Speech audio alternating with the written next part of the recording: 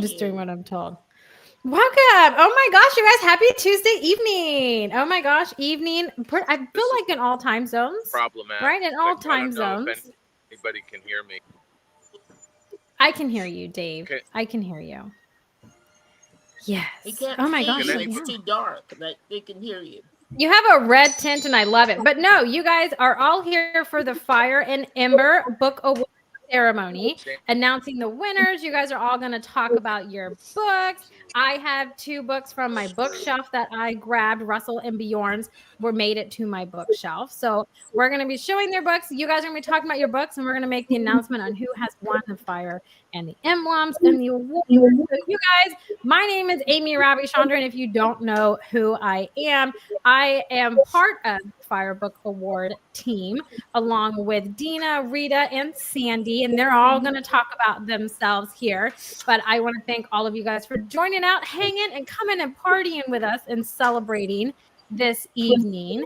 So I'm going to let Dina, Rita, and Sandy tell them or y'all, all of us, about themselves in the Fire and Ember Book Awards before we kick off and let you guys talk and make the announcement. So either we can do popcorn or whoever wants to talk first can jump in. Don't make me do popcorn, you guys. Okay, Sandy. Sandy gets to go first. Sandy, it's you. Well, I actually thought Rita should be first because she's kind of the one that had the idea. So, Rita, I'm going to let you go. I'll go after you. Rita's been told. Oh, Lord. I'm Rita. I don't know if you can see me or not. Hi, Rita. I got bored sitting around in retirement, and Sandy and I were talking one day, and she decided that she was bored too. So we're always getting into mischief together, and this is the mischief we got into. And we've always worked with independent authors and publishers, and we found that they did not really all know exactly what to do when it come to publishing their book. So part of the reason we started this was to help the novice learn all of the ropes and all of the little nuances that makes you a legitimate publisher.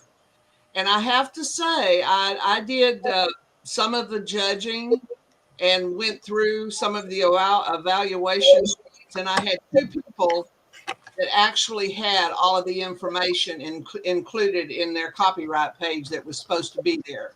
So that just proves that we are needed. So hopefully this next year it'll be bigger and better, and we'll reach more people and help more people out. I love it. Sandy, you got roped in. Yeah. I'm Sandy Lawrence. I had a marketing company for 20-something years where I worked exclusively with authors. The first person I met after I retired from my other career, was Rita Mills. And Rita taught me everything I know. So I knew nothing. I didn't know the difference between a distributor and a wholesaler. I knew nothing. So she held my hand, and I worked doing the marketing, and she did the book packaging. And so we worked together for years, the whole 20 years. And when she said, I have this idea, because one of the things Rita had taught me was the importance of having a quality book. So anytime you have a self-published, is what we called it in those days, but now it's independently published.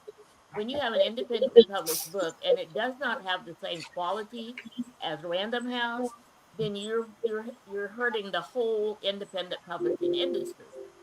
When you have a book, though, that has the same cover design, like some of the ones that Dina does, and the same interior, like Dina does, then it's as good as Random House.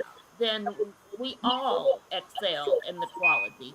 And that's one of the things that Rita and I had talked about was how can we get authors in the beginning and teach them the importance of a quality product. And so that's been our goal. And then through the FIRE, just helping. We never wanted just to tell them, we wanted to help them do it. So we really want to help authors have the best quality books. And that's our goal with the FIRE Book Award. Dina. Okay, my Rita, my mother, did not give her background. She's got an amazing background in publishing, and she's been doing it for years. And she kind of taught me, and then I had other people teach me. So I've been doing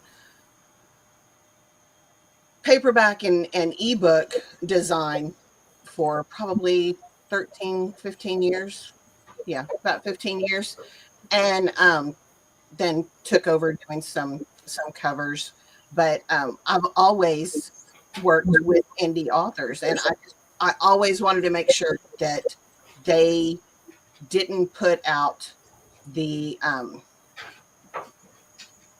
subpar product, because it's hard enough to get eyes on your book as an indie author without being part of the stereotype that you're just throwing it up there. So I always make sure that, you know, my authors that I work with have been edited professionally, and I just really want to build indie up to what I think it should be. And for the record, Rita, Sandy, Aimee, and I did not judge anything ourselves, because a lot of people we know entered the contest. So we didn't do any of the reading. We didn't do any of the judging. Now, Rita did the judging on the aesthetics, the creative, because she's not an actual working in the industry anymore. She's not working in it, so she didn't have any conflict of interest. I just wanted to make sure that everyone knew there was no conflict anywhere. Okay. I like it. Yeah, I like it. Okay. I'm not even going to tell you guys about me. Like, I feel like you at least know my name. Like, my kids are going to come barging in here, you guys. Like, it's a party. I see them at the door now. Thank you. Yeah.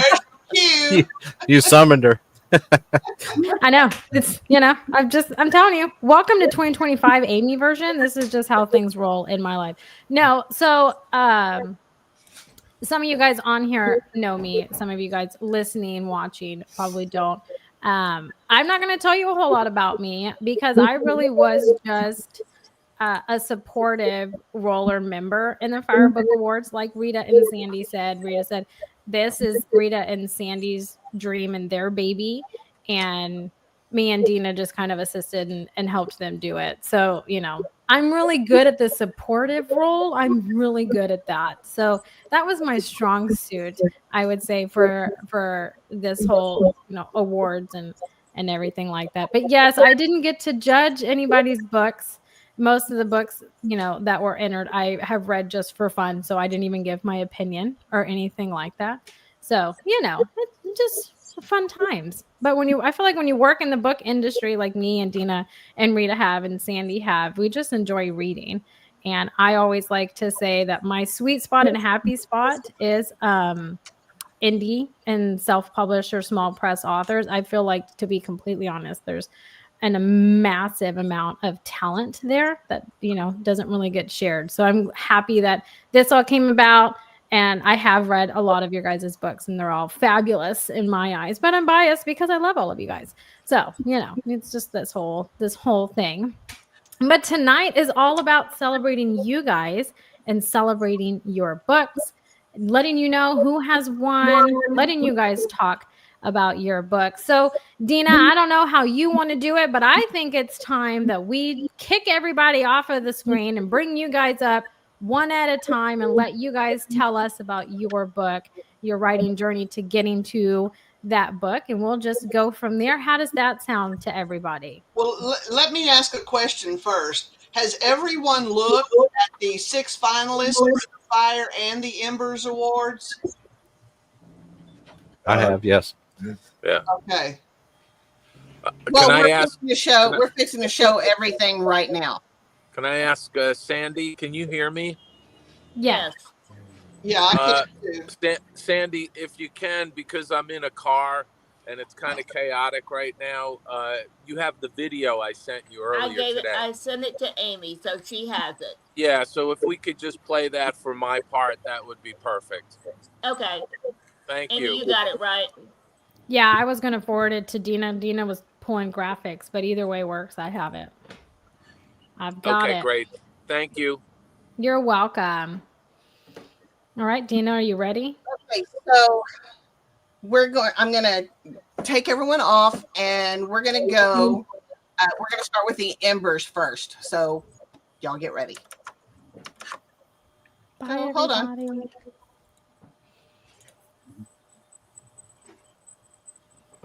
Okay.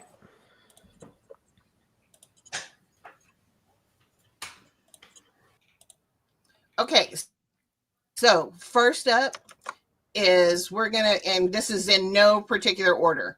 We're going to do historical fiction, Ghost to the Rio Grande by Don Holbrook. I'm probably saying that wrong. Holbrook. Welcome. Hi, how are you?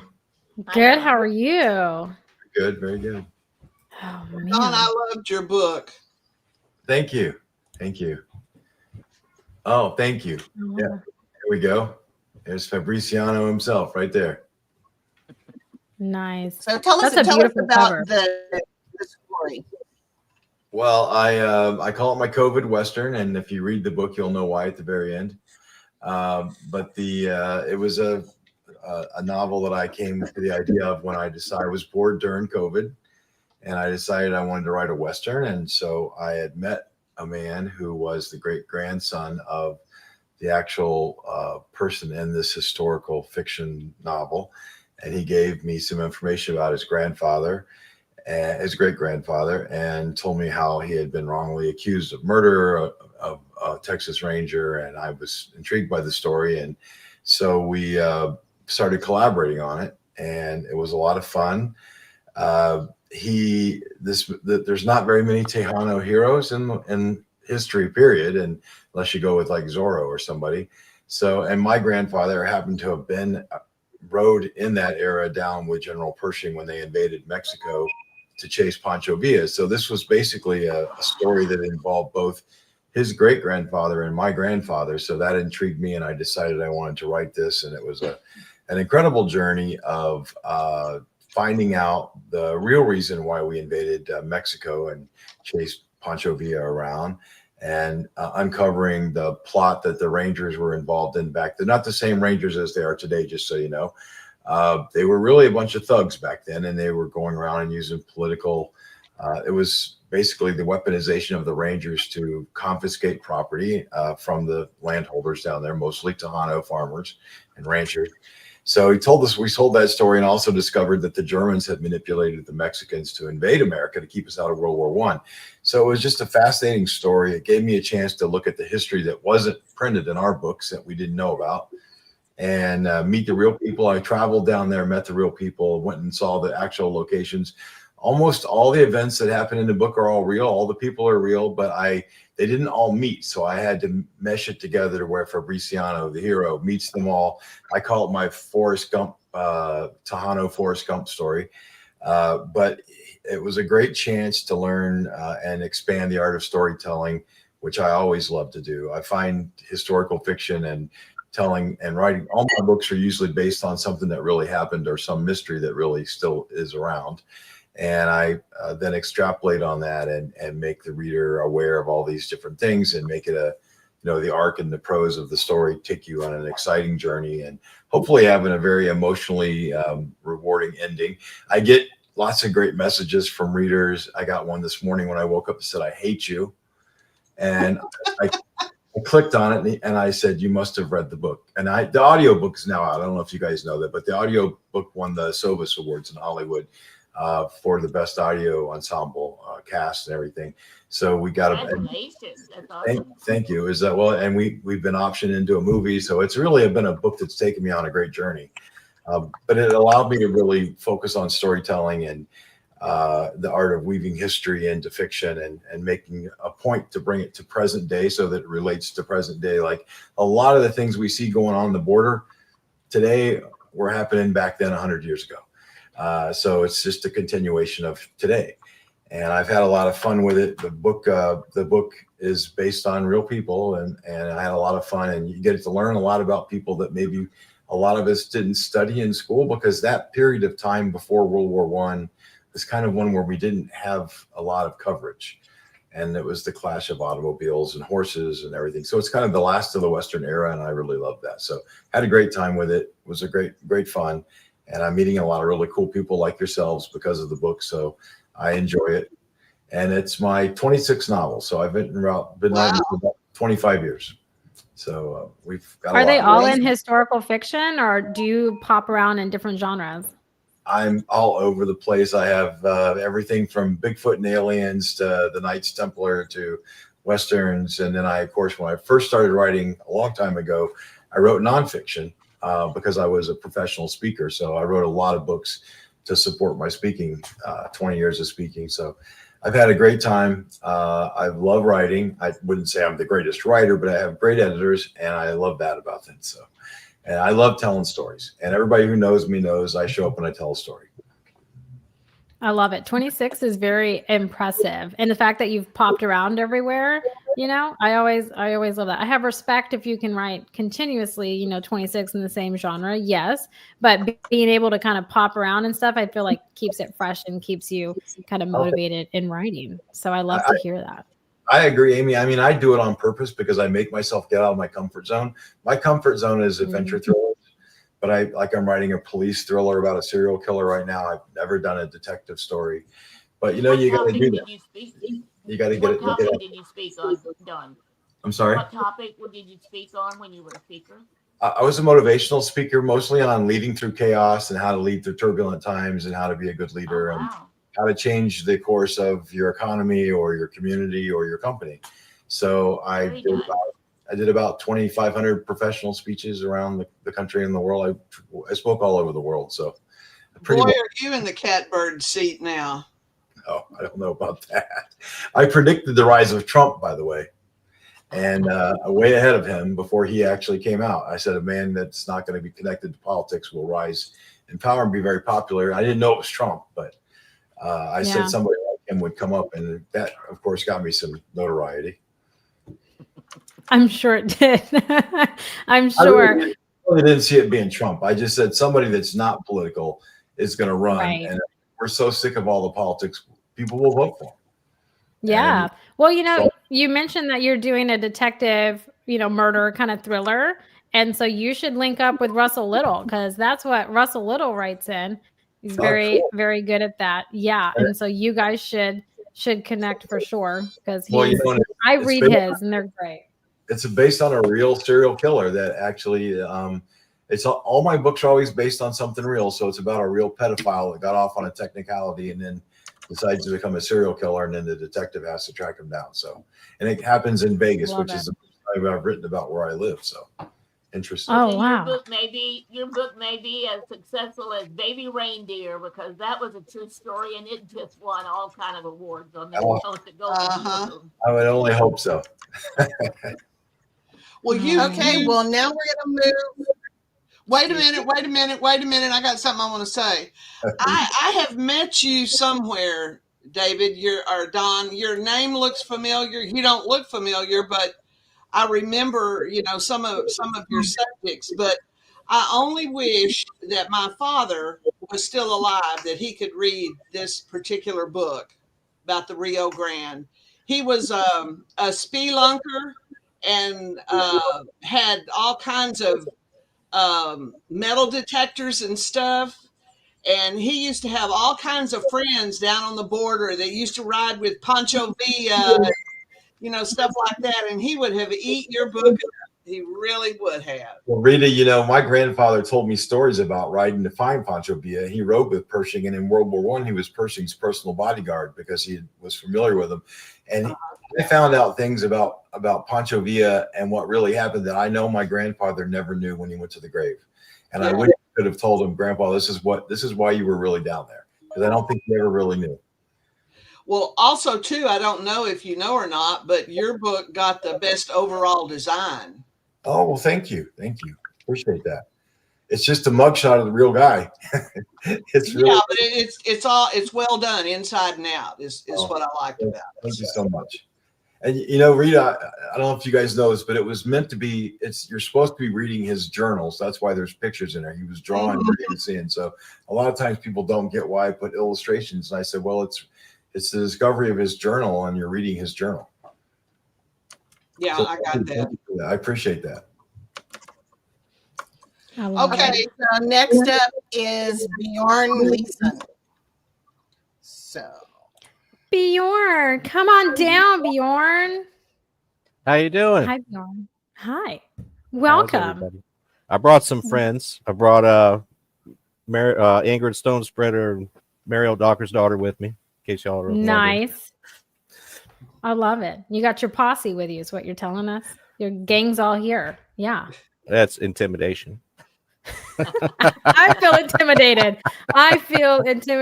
So it has worked. So Bjorn, tell us about your book, your series, the thought behind it. Tell us everything about this amazing book. Well, I'm actually floored I'm even here because this is my first attempt at publishing anything I've written. So it's kind of amazing that it's gotten this far, and it's exciting. And I thank you guys for putting this together. Mariel Docker's daughter, she's a very interesting character. She's a Norse Viking warrior, female warrior from the 800s, but she's not your average, what you would imagine a Viking warrior being. And to top that off, she also has supernatural power within her and a destiny that she is slowly revealed to her over the course of 3 books, actually. But this is the first book of the series that we're here for now. This one takes place primarily in the Viking Age, the 800s. I'm not going to ruin it for those who haven't read the book, but it doesn't stay there. It goes other places and other times, so there is a little bit of time travel involved.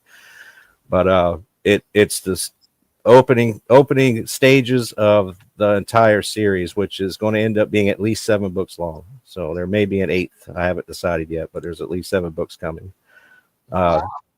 So the first 3 books, including this first one, is primarily revolves around Mariel, who's that one. There you go, Mariel. But she befriends Ingrid during this adventure that she's on, and Ingrid's book is the 4th book, Runes of Revenge, and that's coming out next month, actually. So it's been quite a ride. This started off supposed to be a short story. I was going to write a short story about this weird, quirky female Viking warrior. It ended up being 7 books long, so and maybe more. So it's been fun. See, I love how it evolves into that, because Bjorn, I'm never going to write a book. I'm not going to lie. And you converted me because I'm not a big fantasy reader, right? But your book, I'm telling you, you can hands down. If there was an award for converting someone that doesn't enjoy a genre into enjoying it, you would be the overall winner for that in my eyes, because I'm not, it's really hard for me, right? Like, if I'm going to be completely honest with you, I mean, my favorite movie is Avatar, and that's probably about as fantasy as I get, right? I'm not a big Star Trek fan. Star Wars is cool because I like Darth Vader. I'm not even going to lie to you. That's my man. Like, it's those little things. I know. And I like the story of Anakin becoming Darth. It's just this whole thing. But like, that's probably about as, fantasy and sci-fi as I get. I am a huge Viking lover. The Last Kingdom with Uhtred is my thing. Yeah, James Hill, Aimee likes bad boys. I don't know about that, but it's kind of one of those things. But your story, and again, see, I did not vote in any of these. I read these well before I entered it into the FIRE Book Awards. But the story is it is the beautiful mashup of genres blending together that, even if you're not a fan of fantasy, I mean, you're just going to love it, because I have loved it and dived into it. And it's just, I own it. Okay. If you make it to my bookshelf, you can ask Dina. It's a compliment for sure, because I'm all about reading on my phone. So if I physically buy your book, it was a damn good book. Well, so I am glad to hear that, because when I started really decided I was going to make a go with this whole series, I didn't want it just to be one thing. I wanted it to kind of encompass everything in the world, more or less. I mean, I know that sounds kind of broad, but I wanted the reader to be able to read it and envision this really happening. Not, a lot of books you read, they're really good and they're exciting and they're fun to read, but it's you in your mind, you can't see it really happening in front of you. But I really aim to try to make it relatable, believable, but still fantasy at the same time. And I tried to pull in, I have a lot of interest. Everything interests me, everything out there. I find something interesting about everything. And I tried to pull a little bit of everything in and tried to weave it together the best way I could to make it interesting to the broadest audience I could aim for, basically. And I feel like I did as well as I can. I think it's going well, but it was great fun to write it, and it's fun being here, talking about it, and there's potentially an award involved, so it's really nice. What's your background, Bjorn? I'm actually been in industrial manufacturing my whole life. I followed my grandfather and my father into it, and I run a manufacturing plant here in South Carolina right now. But I've always loved history. History's always been my very favorite interest, but the supernatural, photography, vexillology, psychology, any ologies out there, I have some interest in it. And yeah, just everything interests me. I mean, there's something interesting in everything, no matter how mundane it might seem. If you really look at it and really peer into it, there's something to dig around and find interest in, and I try to pull that into my writing as much as I can. It shows, and it becomes beautiful, because I feel like I feel like all the authors on here listening, doing all these things, I think it's one of those where you have many interests, and I think that's what keeps your motivation for writing going. You're kind of like Dawn, who popped around and plays around in different genres, which I love and I have a lot of respect for. I feel like with you blending all those things into it, which is challenging in and of itself, but blending them in there and doing it so beautifully and keeping things that are so fascinating and things and playing them is fun. That was part of the challenge I put out for myself. And you can ask my fabulous editor, Andrea Flores, about this. It depending on where you're at in the series. Now, of course, the series hasn't been released yet. It's not all the way finished, but once it's all the way out, you'll see that there's each section, or I don't want to say book, because some of the books are directly tied together, but there's parts of the story that are different genres in addition to the genres being blended together in the story. For example, and Aimee will love this one specifically. The latest two I'm writing now that I should be finalizing the next couple weeks, installment 6 and 7, are historical crime drama, more or less. Now, there's still the supernatural kind of backdrop, and it does involve Mariel's destiny also, but most of it is Civil War era all the way up through the end of the Old West, which I thought was interesting, because that's what Don was just talking about. And it's crime centered. So you got that. Then book 5, which will be out after book 4's release next month. It is a lot. It's kind of psychological drama, political maneuvering. So there's not a lot of battle. So you get a little bit of everything. If you read the whole series and you're like me and find everything interesting, the whole series is interesting. It's just different. Each little section is different. I love it. I'm telling you, you have converted me, Bjorn. I'm telling you, there should be an award for it. I'll create it. I'll create it and send it to you and be like, this is for Bjorn. Okay. It truly is 100%. But no, I'm glad that you could join us. I'm glad that you are a finalist, and we'll see, towards the end how it did. But just being here at this stage is, I won already, in my opinion. So whatever happens from here, I'm good to go. I appreciate being here. Thank you both. You are so sweet. I love it, Bjorn. I love it. Can you answer a couple of questions for me, Bjorn? Sure. How do you pronounce that DOKKRS Everyone struggles with that. It's Docker's daughter. It's kind of phonetic. It's not, I guess, not entirely phonetic. Yeah, it's Docker's daughter. Okay. That name comes from the Old Norse way of naming. Her father was actually named Ander, but he was from Northern Africa, but he was raised in Scandinavia. So the Vikings called him the Docker because Docker is the word for dark in the Old Norse language. So he was a dark-skinned person, so they call him the Docker. And she was his daughter, so they called her the Docker's daughter. So that's kind of just the way they named. In fact, Iceland still names like that. Their naming system is still like that. Yeah. Well, what's the difference between the Vikings and the Celtics and the Norsemen? What's the difference in those three? Oh, they were all Germanic tribes. They all spawned from the Germanic tribes originally, but well before the 800s. But as they spread out across Europe, they kind of picked up their own genetic traits and they picked up their own cultural differences and things. The Celts were, they were I won't say original because there were the Picts before them, but they were one of the original tribes in Great Britain, in the British Isles. And then sometime in the, don't quote me on this, sometime in the 400s or 500s, about the time that the Romans left Britain, they abandoned Britain, the Saxons came from the neck of what we call Denmark now. So kind of sort of the Vikings were there long before the Vikings existed. The Danish Saxons came over and basically pushed the Celts back into Wales and to Scotland, and they took over England proper. And then the Vikings came later from Norway and Sweden and upper Denmark and started raiding into England. So it's kind of, England switched hands a bunch of times. So all these different groups of people have come through. And then later in the 1066, the Normans invaded from France, well, from the coast of France, Normandy, which they were Norman. They were French Vikings. The Vikings settled on the coast of France and became Normans. So, well, it's fascinating to me. It just is.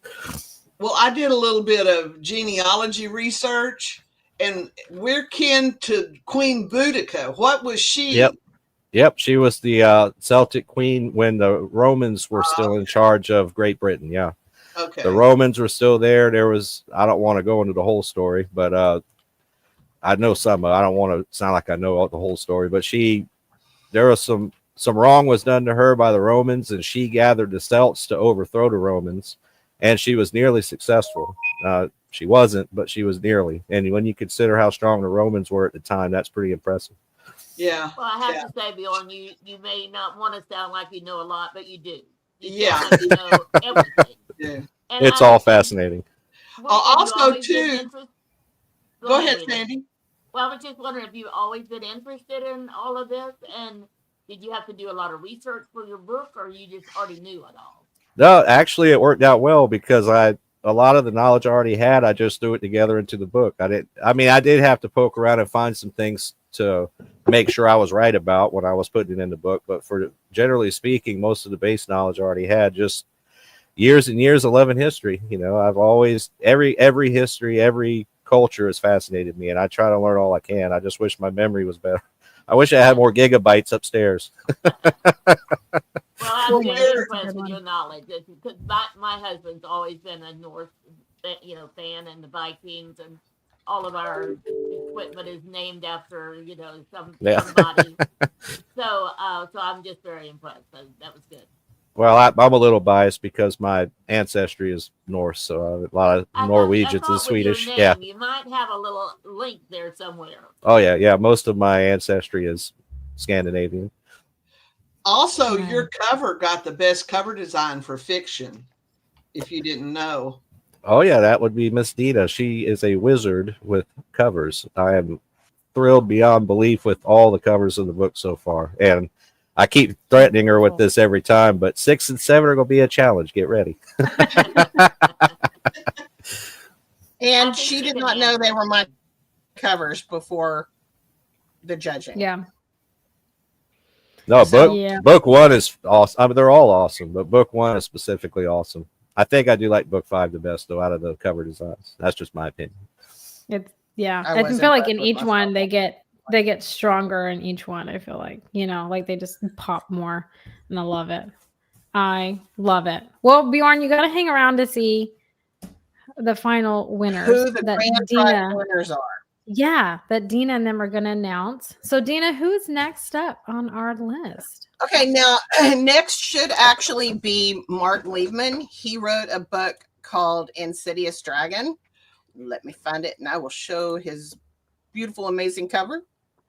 I'm going to tell a little bit about it because I know about it. I don't know everything. I can't tell you about his writing process. Can't tell you about his thought process.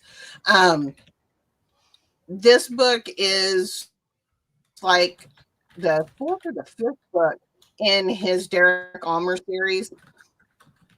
And so it had to do with China and so that's why he has the dragon.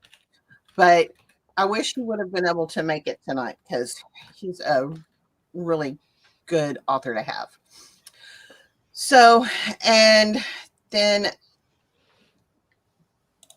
I guess now we will move on to the FIRE Awards. And in alphabetical order, we're going to go with David Bossert. Okay. Find Your Happy Place. I have it already. It's all Yeah. ready. I know. I am moving up in the world, you guys. All right. Hello, Fire and... Can you hear it? No. I can hardly hear. Okay. Well, now it's paused. You guys have all jinxed me. Just welcome to my week. Okay. Wait. Okay. He's talking. He must be muted. No. Hold on. Unshare me, Dina. Okay. I'll just do it myself. Okay. Hold on. I have to find his video. Give me a minute. I have to like select audio. Give me a minute. Welcome to my 2025. I'm just going to start singing for you guys. Okay. Does that count? It's going to get better. Everything says 2025 is supposed to be amazing. I know, but like maybe it's just like me just singing for you guys. And then it's just like Aimee thoroughly has just thrown like, shame out the window because no one hears me. No, it says, okay. It says that you can hear my audio. So I don't know what's happening, but you should hear my audio. I did sing that time, you guys.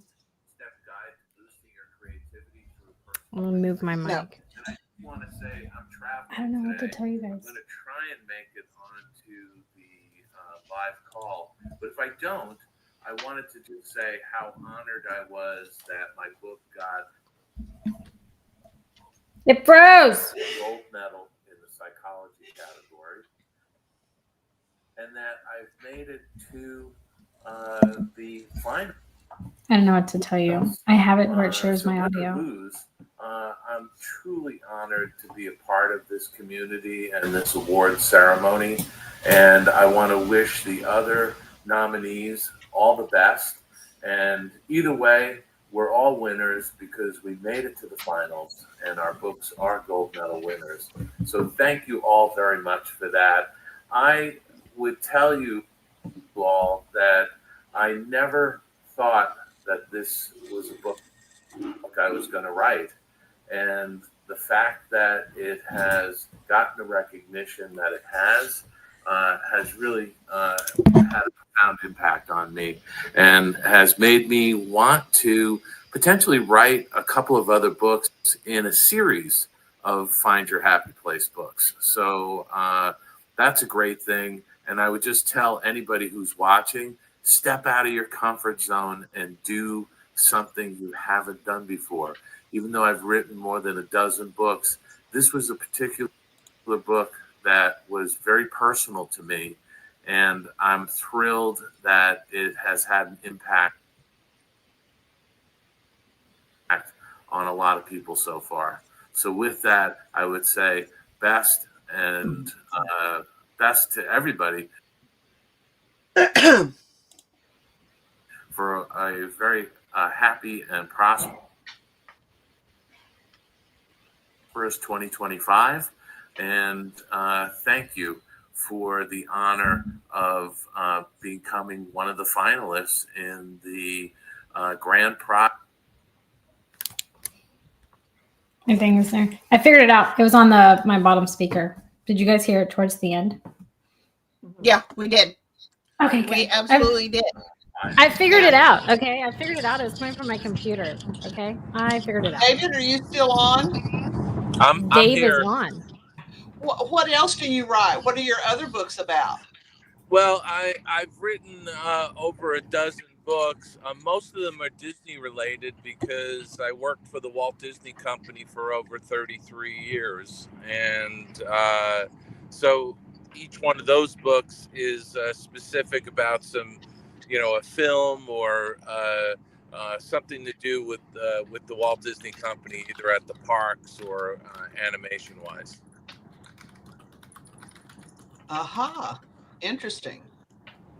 One thing about David's book, because I read his book when it first came out, he was on AuthorTalk. And David, I wanted to say this to you because I've said it to a lot of people, but I was very impressed that one day I get an email and it has, would I like a copy of this book? And there was no strings attached. I didn't have to do a review. I didn't have, but I really was very impressed with I guess your publishing company that did that. I did say yes, of course, I'll take a book, and it was a beautiful cover. Everything about the book was beautiful. I had no idea what it was about, and then when I got it and found out that your happy place is really when you go away by yourself and actually do, meditation or whatever appeals to you. But it really did. It really was a very good book. Was very impressed with it, and also impressed with the marketing that they did. So, congratulations! It is an awesome book. Thank you very much. Okay. So now I guess, does anyone else have any questions for David or for Dave? Guess not. So we will move on to. I already got my medicine and now. We will move on to Aimee's child screaming in the background. Next, we're going to bring up Michael Bowler, who had Forever Boy. Hello. Can you hear me all right? Yes, I can. Okay, good. First of all, I want to say thank you for having this whole award. The entire event has been wonderful, and I'm excited to be here. I'm really excited to be a finalist, and I wish everyone best success. And before I tell you a little about this book, I guess I should tell you about my background. I have spent my entire adult life working with youth, primarily teenagers, also younger kids, middle schoolers. I have been a volunteer Big Brother through the Big Brothers Big Sisters program I've had 8 different boys over many years. I've been a high school teacher for many, many years. I work with general ed kids. I work with special ed kids with disabilities. And I've been a volunteer in the juvenile justice system. I work with incarcerated youth for like 30 years. And some of my books that I've written involve those kinds of kids, and some of them involve special ed kids. So I've probably written, I don't know, this may be my 13th or 14th book. I've written some that haven't been published yet, so I lose count. But anyway, so this book is, I had a lot of fun with it. I primarily write books for the teen and the young adult market, although my first book was historical fiction, oddly enough, involving the Titanic, which is like to Bjorn, that's like his Viking thing. That was my thing. I know everything about the Titanic. But anyway, this book I wrote, it had a lot of different things in my mind, but the idea of this unusual boy who comes to this small town in Maine. He has an exotic name. He's originally born in Romania. He dresses like he's out of the 19th century, and he's got really long hair, and he's just like photogenic and beautiful, and he just wows everybody that meets him, especially this boy who is the character from whose eyes we see the story, named Isaac, who was much like me as a kid. I still wear hearing aids. I was born hard of hearing. Oddly enough, Isaac is the first character I've ever written about in a book with hearing aids who was hard of hearing. For some reason, I've never done that. And like him in the book, I used to get made fun of, and by other kids and even by adults sometimes would be very impatient. So he's the kind of kid that is sort of an outcast and he doesn't really have friends. And he meets this boy, this unusual boy who just stands out. And the kid's an orphan. And just on impulse, Isaac asks him to come live with him. Why don't you come stay with us while you're in town? And Isaac's mother says, sure. And his mom is, I don't know, the kind of mom. I kind of wrote her as a kind of mom I think everybody wishes they had. You know, she's like really understanding and always willing to listen. And so the thing, Isaac starts to notice weird things about this kid, things that could be potentially dangerous, that maybe there is something supernatural about him, which in fact there is. And as they go to school, this boy, Dragon Albescu is his name, and he defends Isaac from bullies, and he helps him in class, and he even helps out teachers in school. And he's very knowledgeable and very strong, and he can do things that most kids can't do. And the whole story of the secrets gradually come out, and then Isaac and some of the other kids begin to think, could this kid be a monster? Could this kid be really dangerous to us, even though he seems like a nice kid? And so like the whole theme was really how we tend to judge people on things that are, often superficial. I mean, why is that kid like that? He shouldn't be that way. Or why are people like this? And then we assume they're going to act a certain way. So I think it's a fun story. I mean, I enjoyed writing it. I like the characters. I like the interaction with the characters, and how this particular boy brings a group of kids together who would never, ever get together otherwise. I love how it just all kind of came together for you, and how, because I mean we all think those things, right? I mean, I don't know, maybe it's because I majored in psychology, where I'm just always, what makes people tick, what made people do this, what makes people, special. Like I tell my daughter she's special. Well, she is. She's fabulous at starting an argument, and she's great at having attitude. It's great. So I love that you can kind of play that in there. Now your cover, right? And I don't know jack about covers. That's Dina's arena. I just tell her if they look pretty and I would buy them. I would pick up your book. The cover alone tells me what genre it is. Pretty much not like the story of the book, but it captivates me and makes me want to pick it up and turn it over, which is the point of a cover, right? Everybody tells you never judge a book by cover. They lie to you. They lie to your face, because the point of a front cover is to flip it over, and then that back matter is what sells the book, right? That's what makes people want to buy the book, or at least open it. And your cover does that. I mean, it is beautiful. So hands down, amazing. Great job. Because it's I can't say enough about it. When Dina showed me that cover, I literally was just like, holy crap. That's like picturesque what you want a cover to do. So I mean, hands down, it's beautiful. I mean, thank you. I mean, it was kind of, I had the hardest time trying to come up with the cover, and then I had somebody to work on it for me, but then we needed a picture, and I just, how you go into search engines, you look for a simple description, and then I put something in, and this picture came up basically, it was like exactly like a scene from the book. It was like, that's right out of the book. It's exactly, and it fit. It just really fit perfectly. I was lucky, I have to say. Very lucky. Michael, I love that though. Thank you. Michael, what have you done to market your book? Well, I have to confess, I think I'm much better at writing them than I am at marketing them. I'm not very good at marketing. I mean, one of the ways I've been marketing it is to enter it into contests like this, where it might get some attention, some recognition, and people read it. And because I don't have, even though I've written like 12 books, 13 books, and I've got some that have, they have a lot of reviews.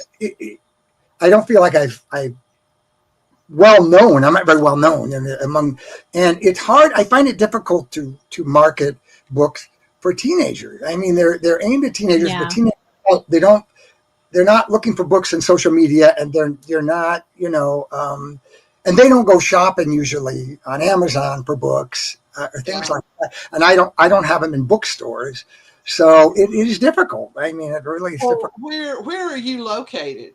Well, I am in Los Angeles. Well, there's got to be some kind of a deaf school or some kind of a learning disability school. You need to be in every one of those places doing presentations. Your hook for that book is the fact that the boy wears a hearing aid. That's a no-brainer, man. Yeah, no, it's true. And I mean, I used to teach, but it's I don't know. The kids I used to teach, not just special ed, but even the general ed kids, they don't like reading much anymore. I mean, they're all on their phones and they're on videos and this sort of thing. So even at my own school where I used to work, and I don't work anymore from there, but I don't think they have any of my books at their library or anything, because it's difficult. But I know what you're saying. But again, I've contacted schools and they're reluctant to have people come in that they don't know. I mean, they are. They just, and I understand that. I understand that. I didn't mind if I knew somebody and they wanted to be a speaker in my class. I would do it if they were, especially they had experience in World War II or something. And please come in and share. But if the school doesn't know me and I don't know anybody that works there, then it's really hard to do for them to let you come in.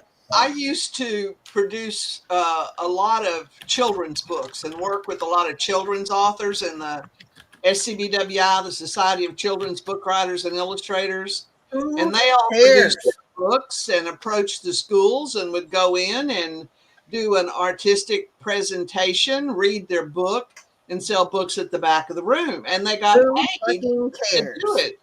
But that just has not...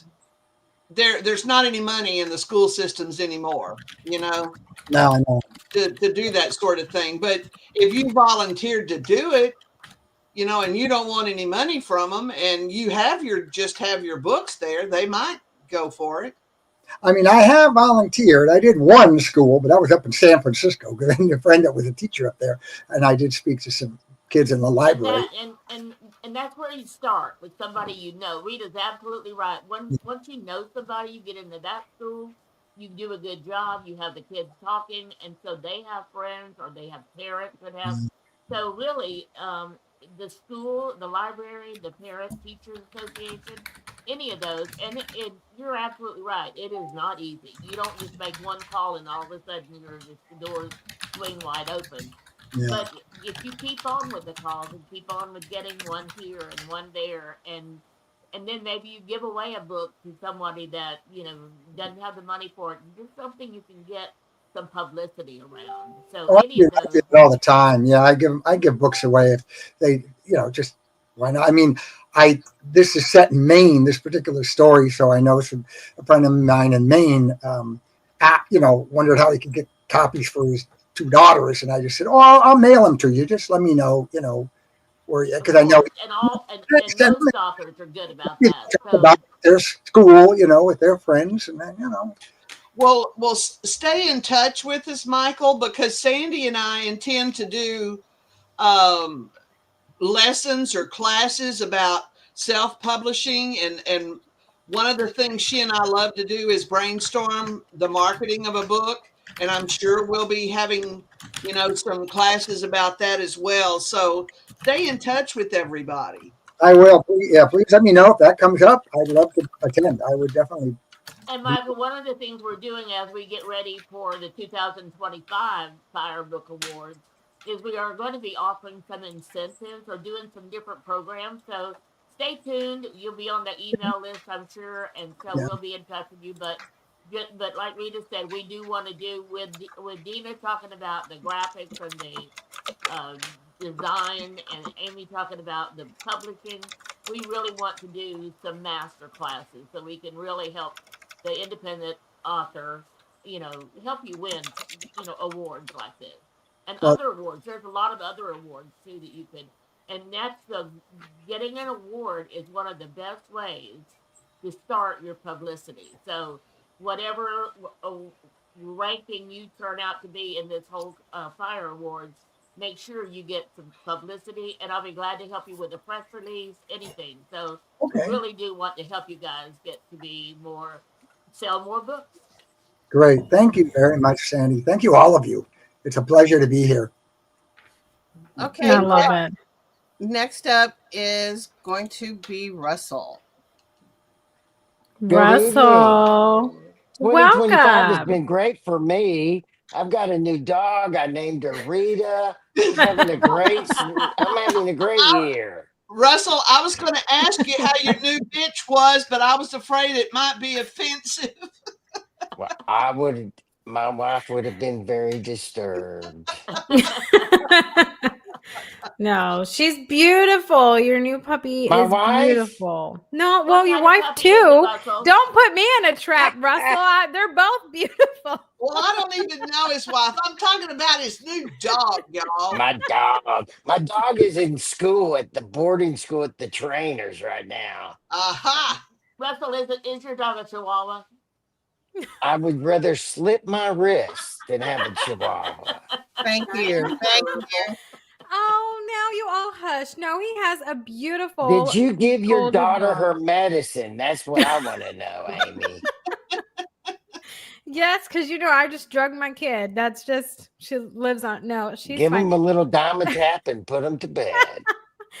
She's not old enough for Dimetap, Russell. But no, she's old enough. If she's noisy enough, she's old enough. she got what she needed.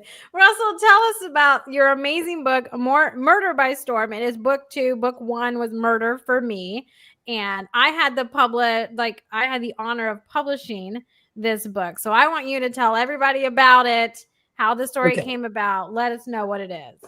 First, look at this cover. Dina did this cover. Mm-hmm. I love this cover. I get comments about it all the time. It's beautiful.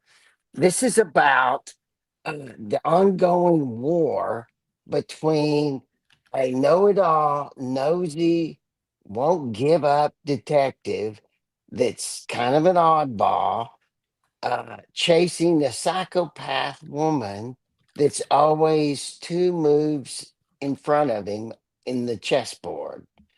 And there's actually a relationship that's building in this story too, between this detective called O.C. Sims, the know-it-all, tall, quirky guy with a mustache that doesn't move at the same time as the rest of his mouth. It's weird. I know this guy. I would watch him talk, just trying to watch that mustache. I had to write about it. It's so weird. Anyway, and a relationship with a woman that they developed this relationship during this book because I wanted to write about it. It was very challenging for me because I'm so non-romantic that I had to work and work and work at it. And I got to tell you, there's a comical sub story to that relationship that I'm not going to tell you. There's a joke that I put in the relationship that goes on and on through the whole book but you have to read it and then you can send me an email and guess what it is. Okay? And when I wrote this, I wanted to do this murder thriller of these people trying to kill or capture each other. And I put it in the middle of a hurricane. So this whole story, this whole relationship, the whole story of why Marilyn is a psychopath and why you would be a psychopath too if you'd have been her. This whole story happens during a hurricane because I wanted to write about all the things that those of us that's gone through hurricanes, and some of you have gone through hurricanes too, you see, and you can't believe it unless you see it. And I wanted to write about it, and I put it in the book, and I just love this book. That's my story. It's a great. Well, now we know the truth. Russell is a psychopath apologist. I am. I've known two. I'm convinced that they're a different species than the rest of us. The rest of us are sheep and they're wolves. We're not even the same species. They're amazing, terrifying people. They're like flat flames, and you're a moth, and you can't stay away from them. I mean, I could see that. I could see that. Like that. Yeah, I could see that. I will, Russell. So you know that you made my bookshelf, like you know it, right? Book or this one is Bjorn's. I have book. Yes. Hold on, I actually have it. I wasn't joking. I really have it. So I have both Thank of them. you so much. I'm waiting on book 3. Yay! I'm waiting on book 3. No author should have any interview and not have their book with them. True statement. True statement. Talking like someone that hosts a podcast. I love it. On AuthorTalk for all these years. I know. I love it. 9 years this month. It's fun and exciting. But no, Russell, your book, I love psychological thrillers, and your book does it for me. Your book got compared to, and you don't like talking about this. I love talking about this. But you guys, Russell's book got compared to Gone Girl. And I don't know if any of you guys have read that, if you're a fan of it. I loved it. I loved the movie. And so I'm a huge fan of the more jacked up and psychologically messed up you make me in my head, the happier Aimee is. And Russell, your book, again, I'm biased, but your book, I mean, it did that for me. It was such a fun read. So, hey, to be compared to Gone Girl, man, that's top notch in my book. So I just congratulations for that. That's awesome. I love it. And thank you for doing this, and thank you for inviting me and including me in it. It's a real honor, and I want to thank you guys very much. And I even named a dog after Rita. When you did the first book, Russell, remember Marilyn went everywhere, and so is Marilyn going places with this book as well? Hasn't, because the cover's different. That particular joke has not carried forward. That was kind of a one-time stream that we got on there, that people started taking the book all over the world and sending me pictures. I probably got 20 pictures, but it wasn't like that. We had one picture that got 13,000 hits. It was fun. That time. It was crazy. It was fun. But then, then we rebranded and we published a book too. And I like these covers, to be honest. I like them. They're my favorite, to be completely honest with you. Oh. So, but I'm biased. I'm sorry. Kicked Russell out. I am so sorry. I did not mean to do that. I got you. I'm sorry. I think it was funny because I stand with Russell. I think it was funny. It's 10. I'm over on the East Coast. It's 10 o'clock at night. This old man's ready to go to bed. Okay. So, okay. Well, it's not good. I love we're going to now take you out, and then Rita, do you want to announce the kicked out for winner? I thought what we would do. I'm still here. I'm still here. Okay, don't give the controls to Dina anymore. All right, Russell, I'm going to remove you. Control. Bye. I am control. I thought what we would do, I'll read all of the finalists, as well as those who got the cover and the book cover design. And then I'll turn it over to you, Dina, since you were the one that tallied all the votes and stuff. And you can tell who the winner is. Okay. All right. Let me get over there right quick. The finalists for FIRE in psychology was Find Your Place by David Bossert. Find Your Happy Place. Find Your Happy Place. I'm sorry. The 2024 for suspense and thriller was Murder by Storm with Russell Little. 2024 young adult was Forever Boy by Michael Bowler. And the 3 finalists in the Ember Awards were Insidious Dragon by Marc Liebman, Runes of the Big D, I still can't pronounce that, Bjorn, by Bjorn Leesson, and 2022 historical fiction, Ghost of the Rio Grande by Don Holbrook. And everybody knows that we knew that all 6 of these books were exceptional.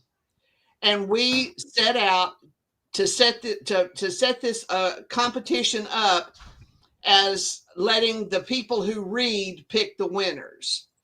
And the winners were tallied by the number of votes. So if you wanted to win, you had to hustle and get out there and get people to go and vote for you. And you could vote once a day for the full 15 days that the competition was on.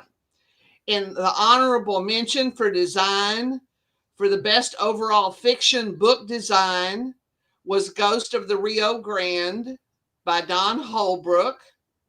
Best overall nonfiction book design was Briefly Speaking by Deborah Shamus and David Booth. The best fiction cover design was Rooms of the Big D by Bjorn Leesson.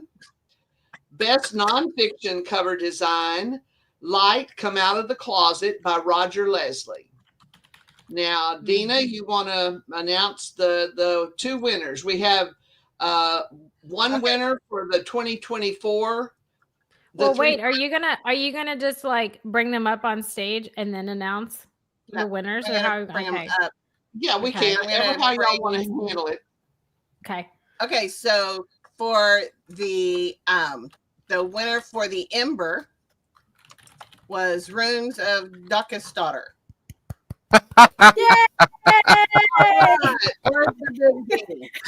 I'm really glad that we're not. That's awesome. I really didn't expect that. That's awesome. I love it. So, and now the winner of the FIRE. All of the winners. The winner of the FIRE was Russell Little. Wow. Hey, I'm shocked. Russell. Hey, Russell. I'm shocked. I had to keep it from you. Imagine me You having to touched me, keep I'm a straight shocked. face. I was ready to just pat Bjorn on the back. Thank you so much. I couldn't be in better very- company, Russell. Congratulations, I'm buddy. very humbled. So now, Bjorn, you've won $250. Yay. And Russell, you have won $1,500. Well, thank you so much. I'm so humbled. That's awesome. Yeah, whatever. I love I it. have nothing. I'm just I do want to hear shocked. from Melinda that you spend. I some had of to that on keep her. I had to keep the secret from Russell, and I saw him yesterday, and I had to keep that secret with a straight You were face. so disorganized yesterday. You didn't have time to say anything. I know, you guys. I didn't even get a text message. I usually get a text message after, and I was like, "Oh, that was a great show." I didn't get anything, and I knew. I was like, "Dang, that's because I was You so were like." too busy yelling at your husband, and I was telling jokes about it all day. It was I'm going to great. tell jokes Okay, about so it on another podcast now that- tomorrow. I love Now it. that the winners have been announced, I'm going to bring everyone up on stage so that they could say goodnight, because this has gone a little longer than I had planned. I'm sorry. Are we singing it? Oh, I wanted And we to do have say to- there's been several. I've been watching the chat room, and there's been several who want to connect with each other. Get a hold of Dina, and she can pass email addresses along or whatever. Also, they I could love it. exchange it on the Facebook page. Well, they could exchange. I'm it on just Facebook. saying, for everybody, that watched live on the social media and you weren't in this chat was popping. Like everybody was talking to each other. And when you think of being a self-published author, right, you have to kind of network and you have to find your tribe and other authors and connect and find a common ground and build your spider web is generally how I call it. And so like this chat over here was just, I love all of you guys. You guys just understand, just love writing and love writers. And it was just great. Like they're all like, let's start a podcast, some like history. And they're like, yeah, let's just talk about it. And then we got a definition of like a psychopath and all this stuff. And I'm over here like, hell yeah. Like my clinical psychology degree is just really going off. I'm like, it makes me really happy. So I love it. You guys are all fantastic. And in my book, we're all best friends. We leave every conversation being best friends. Okay. I mean, hell, you heard my daughter over here begging for medicine. So if that doesn't make us best friends, I don't know what does. So, but no, all of your guys' books were amazing. All of your covers were beautiful. Like Dina said at the beginning, none of us were allowed to judge or anything like that. Cause God, you guys, all of you guys would win. I'm telling you, I'm a sucker. But you guys should all be really proud of the books that you wrote and the ones that you entered, building these relationships and everything. I'm honored to get to be here and to meet and to hear all of your guys' books and your stories and just to have a lot of fun. So thank you guys for coming out and hanging out with us, putting up with all of our crazy, disorganized stuff, mostly on my end, because that's how 2025 started for me. Hanging out and laughing with us is what I'm going to choose, not at me, with me, you guys. We all laughed together, right? Congratulations, Russell. Congratulations, Bjorn. Guys. Thank you very much, y'all. Thank you so much. I'm honored to be on, even in the same list with you. Absolutely. Now, I just want to say that we are also taking applications for judges for 2025. And no, you will not be allowed to judge your own book. I'm just giving y'all fair warning right now. And then we also are offering a masterclass. That link will be on the website under the press release page. It will be on there. I will put it on there. And that was all I wanted to say. Yeah. Go have a good night, you guys. It's late on the East Coast. Bye-bye. You all go have a good night. Have a good rest of your week, everybody. Bye. Congratulations to all of you. You all did great.